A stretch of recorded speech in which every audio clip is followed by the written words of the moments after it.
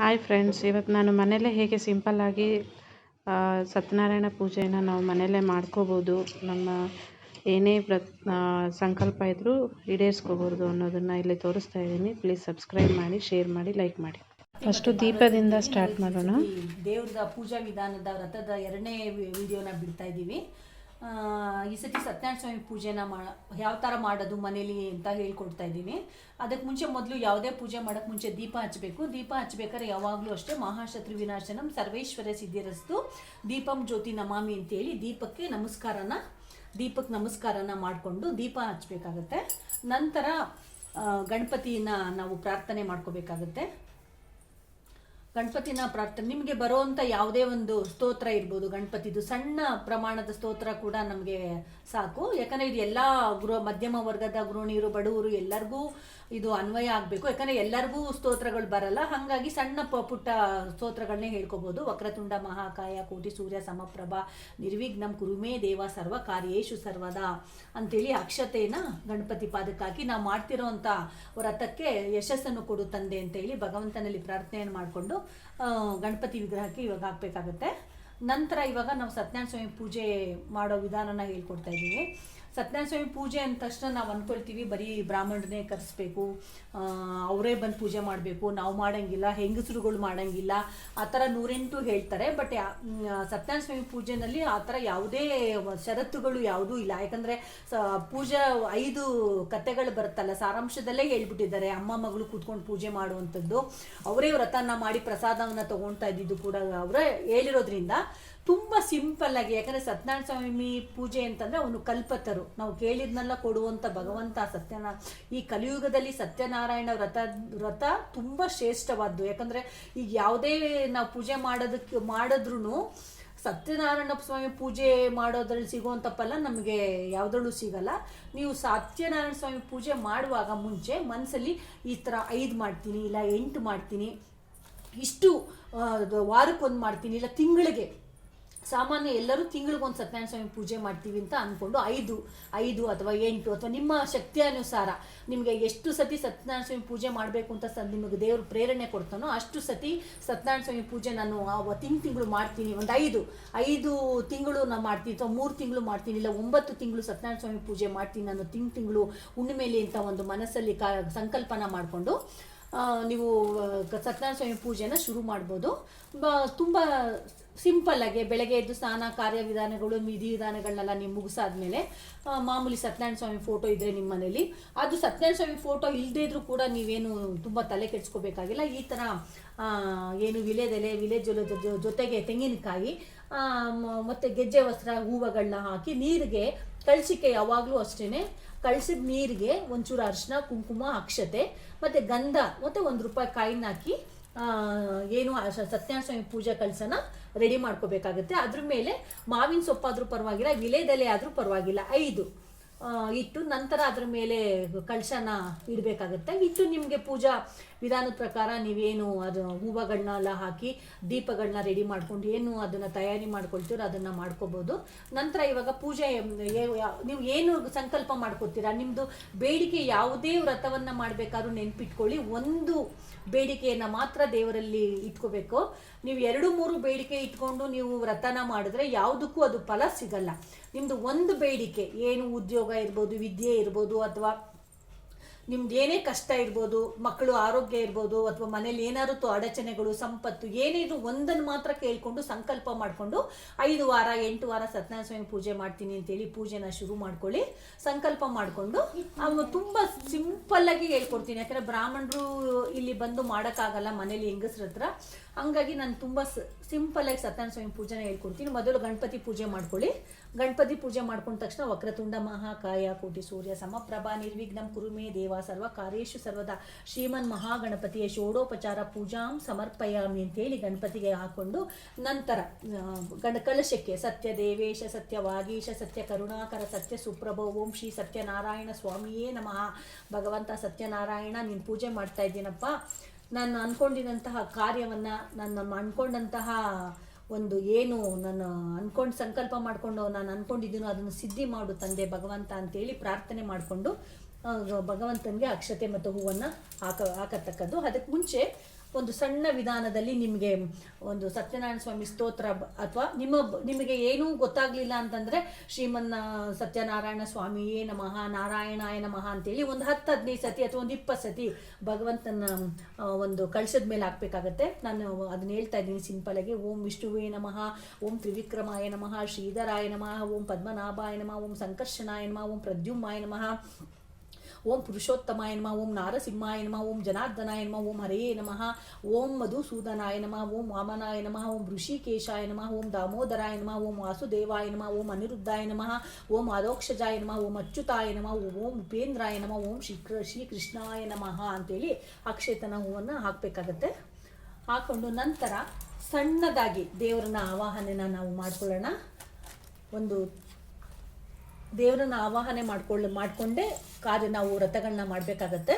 ಏನಿಲ್ಲ, ಸಿಂಪಲ್ಲಾಗಿ ನಿಮ್ಮಲ್ಲಿ ತುಳಸಿ ಇರ್ಬೋದು, ಬಿಲ್ಪತ್ರೆ ಇರ್ಬೋದು, ಅಥವಾ ಒಂದು ಹೂವು ಇರ್ಬೋದು. ನಾನು ಹಳೆ ವಿಡಿಯೋನಲ್ಲಿ ಹೇಳಿದ್ದೀನಲ್ಲ ಅದೇ ಥರ ನೀವು ಸತ್ಯನಾರಾಯಣ ಸ್ವಾಮಿ ದೇವತಾಭ್ಯೋ ನಮಃ ಆವಾಹಯಾಮಿ, ಆಸನಂ ಸಮರ್ಪಯಾಮಿ, ಪಾದ್ಯಂ ಅರ್ಚನಂ ಅರ್ಘ್ಯಂ ಸಮರ್ಪಯಾಮಿ ಅಂತೇಳಿ ಹಿಂಗೆ ಹಾಕಬೇಕಾಗತ್ತೆ. ಏನೂ ಗೊತ್ತಾಗಲಿಲ್ಲ ಅಂದರೆ ಸತ್ಯನಾರಾಯಣ ಸ್ವಾಮಿ ದೇವತಾಭ್ಯೋ ನಮಃ ಆವಾಹಯಾಮಿ ಅಂತ ಹೇಳಿ ಹಿಂಗೆ ತುಳಸಿ ನೀರನ್ನು ಹಾಕಿ ಆಸನಂ ಸಮರ್ಪಯಾಮಿ ಅಂದರೆ ತಂದೆ ಭಗವಂತ ನೀನು ಆವಾಹನೆ ಆಗಿ ಮತ್ತೆ ನಮ್ಮಲ್ಲಿ ಕೂತ್ಕೋ, ಇಷ್ಟು ಹೇಳಿದ್ರು ಸಾಕು. ನೀವು ಬೇರೆ ಏನೂ ಕೂಡ ನೀವು ಹೇಳ್ದೇರೂ ನಡೆಯುತ್ತೆ. ಇಷ್ಟು ಹೇಳಿ ನಂತರ ನೀವು ಪೂಜೆನ ಶುರು ಮಾಡ್ಕೋಬೋದು. ನಿಮ್ಮ ಇಷ್ಟದ ಪ್ರಕಾರವಾಗಿ ನೀವು ದೇವರ ಭಕ್ತಿಗೀತೆ ಹಾಡ್ತಿರೋ ಅಥವಾ ದೇವ್ರದ್ದು ಸ್ತೋತ್ರಗಳನ್ನೇ ಹೇಳ್ತಿರೋ ಅದು ನಿಮ್ಮ ಭಕ್ತಿ ಭಾವಕ್ಕೆ ಬಿಟ್ಟಿದ್ದು. ನಾನು ಇವಾಗ ಒಂದು ಸಣ್ಣದೊಂದು ದೇವ್ರದ್ದು ಒಂದು ಹೇಳ್ತಾ ಇದ್ದೀನಿ. ಓಂ ನಮೋ ಓಂ ಸತ್ಯ ದೇವೇಶ ಸತ್ಯವಾಗೀಶ ಸತ್ಯ ಕರುಣಾಕರ ಸತ್ಯ ಸುಪ್ರಭೋ ಓಂ ಶ್ರೀ ಸತ್ಯನಾರಾಯಣ ಸ್ವಾಮಿಯೇ ನಮಃ. ಶಾಂತಾಕಾರಂ ಭುಜಗಶಯನಂ ಪದ್ಮನಾಭಂ ಸುರೇಶಂ ವಿಶ್ವಾಧಾರಂ ಗಗನ ಸದೃಶ್ಯಂ ಮೇಘವರ್ಣಂ ಶುಭಾಂಗಂ ಲಕ್ಷ್ಮೀಕಾಂತಂ ಕಮಲನಯನಂ ಯೋಗಿರ್ವಿಜ್ಞಾನಗಮ್ಯಂ ವಂದೇ ವಿಷ್ಣುಂ ಭವಭಯಹರಣಂ ಸರ್ವಲೋಕೈಕನಾಯಕಂ ಅಂತೇಳಿ ಸಣ್ಣ ಪ್ರಾರ್ಥನೆಯನ್ನು ಮಾಡಿ ಭಗವಂತನಿಗೆ ಅಕ್ಷತೆಯನ್ನು ಹಾಕ್ತಾ ಇದ್ದೀವಿ.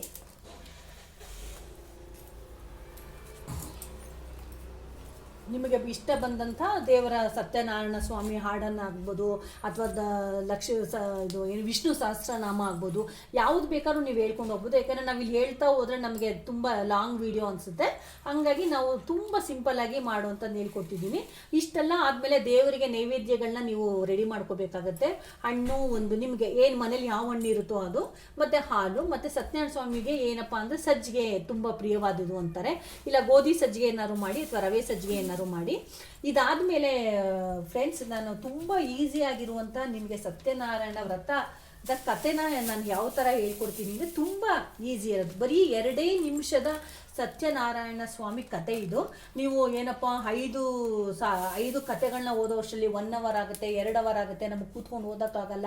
ನಮಗೆ ಸತ್ಯನಾರಾಯಣ ಸ್ವಾಮಿ ಪೂಜೆ ತುಂಬ ಲಾಂಗ್ ಟೈಮ್ ಅನಿಸುತ್ತೆ, ನಮಗೆ ಮಾಡೋಕ್ಕಾಗಲ್ಲ. ನಾವು ಹಾಗಾಗಿ ಸತ್ಯನಾರಾಯಣ ಸ್ವಾಮಿ ಪೂಜೆ ನಾವು ನಮಗಾಗಲ್ಲ ಅಂತೇಳಿ ನೀವು ಬಿಟ್ಟಿರ್ತೀರ.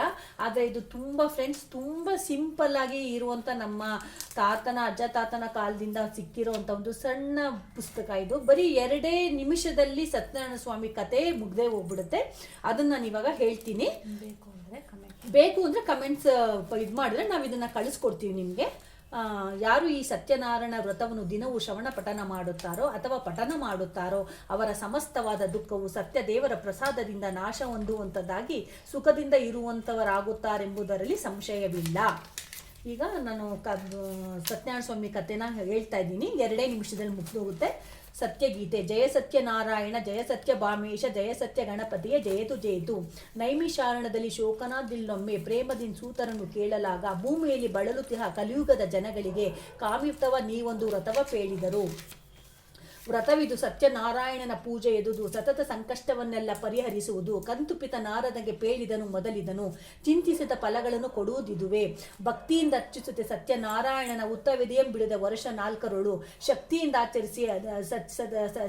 ಆಚರಿಸಿ ನಿಯಮದುದ್ಯಾಪನೆಯ ಮುಕ್ತಿಯನ್ನು ಸುಲಭದಲ್ಲಿ ಪಡೆಯಬಹುದು.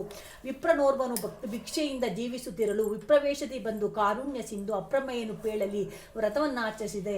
ಕ್ಷಿಪ್ರದಲ್ಲಿ ಸಂಪದವ ಪಡೆದನೆಂದು ವಿಪ್ರ ನೀಪರೆಯಲ್ಲಿ ವ್ರತವನ್ನ ಆಚರಿಸುತ್ತೀರಿ. ಕಾಷ್ಟ ವಿಕ್ರಯೋರ್ವ ನೀರುಳಿಸಿ ಬಂದು ಒತ್ತ ಸೌದೆಯ ಹೊರೆಯನ್ನುಳಿಸಿ ಪೂಜೆಯ ಕೊಂಡು ವಿಜಯನಲ್ವ ಕೇಳ್ದ ತಾ ಮಾಡಲೆಂದು ಸಂಕಲ್ಪವ ಮಾಡಿ ಕಟ್ಟಿಗೆಯ ಮಾರುತ್ತಲಿ ದುಗುಣ ದಣವನ್ನು ಪಡೆದು ಭಕ್ತಿಯಿಂದನು ಸತ್ಯನಾರಾಯಣನ ಪೂಜಿಸಲು ಇಹಪರದ ಸಕಲ ಸೌಕಲ್ಯಗಳನ್ನು ಪಡೆದನಾಗ ರಾಜಾ ಮುಲ್ಕನು ಸಂತತಿಯ ಬಯಸುತ್ತಲಿ ವ್ರತವನ್ನು ಆಚರಿಸುತ್ತೀರಿ. ವರ್ತಕನು ಕಂಡು ಮಕ್ಕಳಾದರೆ ತಾನು ವ್ರತವ ಮಾಡುವೆನೆಂದು ಅದಕ್ಕೆ ಏನು ಹೊತ್ತನ ಶೆಟ್ಟಿ ಮನದೊಳಗೆ.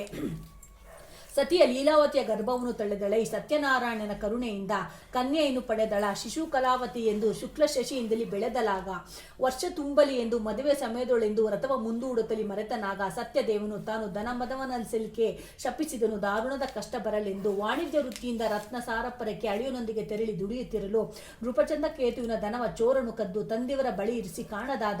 ರಾಜದೂತರು ಬಂದು ಬಂಧಿಸೀರ್ವರನ್ನು ದೇವಮಾಯವಳವರ ಮಾತನಾಲಿಸದೆ ಸೆರೆಯಲ್ಲಿಟ್ಟರು. ಸಕಲ ಧನ ಕನಕ ವಸ್ತುಗಳ ಬೊಕ್ಕಸಕ್ಕೆ ಸುರಿದಿರದೆ ಲೆಕ್ಕವಿಲ್ಲದೆ. ಇತ್ತ ಲೀಲಾವತಿಯ ಮನೆಗೆ ಕಳ್ಳರು ಹೊಕ್ಕು ವಿತ್ತವನ್ನ ಪರಿಸಿ ತಿನ್ನುತ್ತಲೇ ಬಳಲುತ್ತಿರೆ ಮಗಳೊಮ್ಮೆ ತಾ ಕಂಡು ಪೂಜೆಯನ್ನು ವಿವರಿಸಲು ನೆನೆದಳೈ ವ್ರತವ ಬಿಟ್ಟುದನು. ತಾಯಿ ಮಗಳಿಬ್ಬರು ಭಕ್ತಿಯಿಂದ ಪೂಜಿಸುತ್ತೆ ತಮ್ಮಯ್ಯ ಅಪರಾಧಗಳ ಮನ್ನಿಪುದು ಎಂದು ತಮ್ಮ ಪತಿಗಳು ಬರಲು ವ್ರತವ ಮಾಡುವೆನೆಂದು ಬೇಡಿ ದಯ ತೋರಿದನು ಕಾರುಣ್ಯ ಸಿಂಧು. ಅತ್ತ ಸೆರೆಯೊಳಗಿಟ್ಟ ಬಂದಿಗಳ ನೀರನ್ನು ಬಿಡುತ್ತವರ ದನವ ಕೊಡೆ ಎಂದು ಕನಸಲಿ ಪ್ರಭು ಪೇಳೆ ನುಪ ಬೆದರಿ ಲೆಕ್ಕವೆರದಿಲ್ಕೆ ಒಂದಕ್ಕೆ ಹತ್ತಾಗಿ ಕೊಟ್ಟು ಕಳುಹಿಸಿದನು. ದಂಡಿ ವೇಷದಿ ಬಂದು ಪರೀಕ್ಷಿಸಲು ನಾವೆಯೋಳು ಸೊಪ್ಪು ಸದೆಯುವುದೆಂಬುದೇ ಸತ್ಯವಾಯಿತು. ಕ್ಷಮೆಯ ಬೇಡಲು ಬಳಿಕ ಕೊಟ್ಟವನ್ನೆಲ್ಲ ತಿರುಗಿ ಊರು ಕಾಣಲು ಮನೆಗೆ ಹೇಳಿ ಕಳಿಸಿದನು. ಪತಿಗಳೇ ತಂದರೆಂಬುದನ್ನು ಕೇಳಿ ಸಂಭ್ರಮದಿ ತಾಯಿ ಹೊರಡಲು ಮಗಳು ಪೂಜೆ ಮುಗಿಸಿ ದೇವಪ್ರಸಾದವನ್ನು ಮರೆಯತೊಡುತ್ತ ನೋಡೆ ಪತಿಯು ನಾವೇ ಸವಿತ ಕಾಣದಾದನು. ಗೋಳಿಟ್ಟು ದೇವನನ್ನು ಮರೆ ಹೋಗಲು ಬಾನುಡಿಯ ಕೇಳಿ ಪ್ರಸಾದವನ್ನು ಭಜಿಸಿ ಬರಲು ತೇಲಿತು ನಾವೇ ಇದು ಪತಿಯೊಡನೆ ಭಕ್ತಿಯಲ್ಲಿ ಆಚರಿಸಿ ಋತವನ್ನು ಸಕಲ ಸುಖವ ಹೊಂದಿದನು. ರಾಜನಂಗಧ್ವಜನು ಬೇಟೆಯಾಡುತ್ತಾ ಬಂದು ಗೊಲ್ಲರಾಚರಿಸುತ್ತ ವ್ರತವ ಕಂಡು ಗರ್ವದಿಂದ ತ್ಯಜಿಸುತ್ತೆ ದೇವ ಪ್ರಸಾದವನ್ನು ಕಳೆದು ಕಂಡನು ಸಕಲ ಸಿರಿಯ ಸುತರೊಡನೆ. ಮದವಳಿಯ ಗೊಲ್ಲರಡಗೈ ತಂದು ಭಕ್ತಿಯಲ್ಲಿ ವ್ರತವ ಮಾಡುತ್ತಾ ಗೋಪಾಲ ಬಾಲರೊಡನೆ ಸುತರೊಡನೆ ಸಿರಿಯ ತಾ ತಿರುಗಿ ಪಡೆದನು. ಜಗದಿ ಸತ್ಯಮೇಹನ ಮಹಿಮೆ ಪೇಳಲಸದಳು. ಶ್ರೀ ಕೃಷ್ಣಾರ್ಪಣಮಸ್ತು. ನೋಡಿ ವೀಕ್ಷಕರೇ, ಇದು ತುಂಬ ಸರಳವಾದಂತಹ ಒಂದು ಇದು ಪುಸ್ತಕ. ಬೇಕು ಅಂತ ಹೇಳಿದರೆ ಇದನ್ನು ನಾವು ನಿಮಗೆ ತಲುಪಿಸುವಂಥ ವ್ಯವಸ್ಥೆಯನ್ನು ಮಾಡ್ತೀವಿ.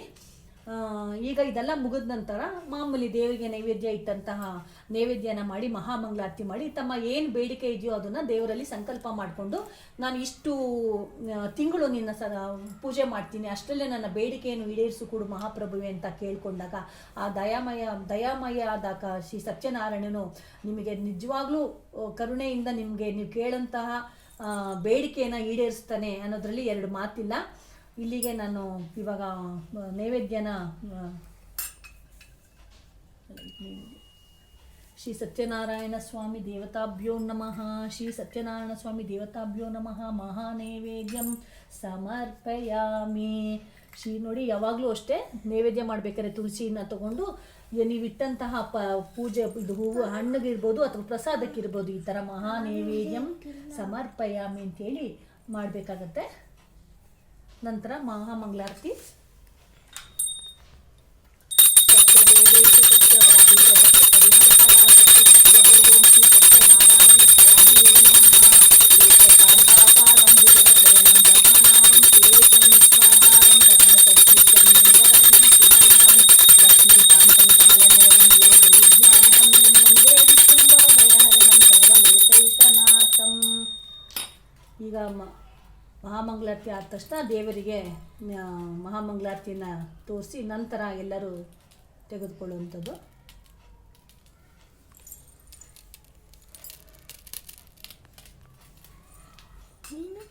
ನಂತರ ದೇವರಿಗೆ ನಿಮ್ಮ ಪ್ರೀತಿಪೂರ್ವಕ ನಮಸ್ಕಾರಗಳನ್ನು ಅಥವಾ ದೀರ್ಘದಂಡ ನಮಸ್ಕಾರ ಆಗಿರ್ಬೋದು ಅಥವಾ ಅಡ್ಬೀಳೋದಾಗಿರ್ಬೋದು ನಿಮ್ಮ ಶೈಲಿಯಲ್ಲಿ ನೀವು ಮಾಡಿಕೊಂಡು ಬೇಡಿಕೆನ ನೀವು ದೇವ್ರ ಹತ್ರ ಕೇಳ್ಕೊಳ್ಳಿ. ಇಲ್ಲಿಗೆ ನಾನು ಈ ಸತ್ಯನಾರಾಯಣ ಸ್ವಾಮಿ ಇದಾದ ನಂತರ ಸತ್ಯನಾರಾಯಣ ಸ್ವಾಮಿ ವಿಸರ್ಜನೆ ಯಾವ ಥರ ಮಾಡೋದು ಅಂತಂದರೆ ಇವಾಗಲೇ ಮಾಡಿಬಿಡೋದ ಪೂಜೆ ಮಾಡೋದು 10 ನಿಮಿಷ ಅನ್ಬಿಟ್ಟು ಹೇಳಿ. ನೆಕ್ಸ್ಟ್ ಡೇ ಮಾಡಬೇಕಾಗುತ್ತೆ.